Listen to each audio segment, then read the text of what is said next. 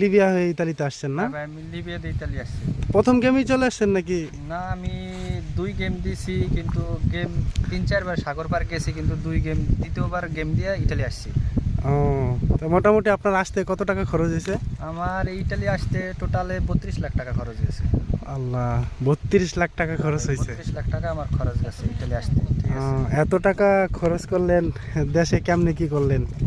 দেশে জমি জমা বিক্রি করছি, এই আত্মীয় স্বজন থেকে আনছি, তারপরে ঋণ করছি, ঠিক আছে, এইভাবেই টাকা পয়সা জোগাড় করছি। তো আপনি কি বলতে চান যে নেক্সট যারা আসবে এরা কি এইভাবে আসার আপনি কতটুকু উৎসাহ করেন তাদের জন্য? আমি মনে করি নেক্সটে যারা আসবে তাদের এইভাবে না আসার অনেক সরকার অনেক সুযোগ সুবিধা দিয়েছে, স্পন্সরে কৃষি বিষয়, ঠিক আছে, আসার জন্য। আমি মনে করি এইভাবে টাকা পয়সা খরচ না কইরা, ঠিক আছে, বাপ মার আদরের ছেলে পান যেইভাবে যারা আসুক, ঠিক আছে, সাগরের জীবন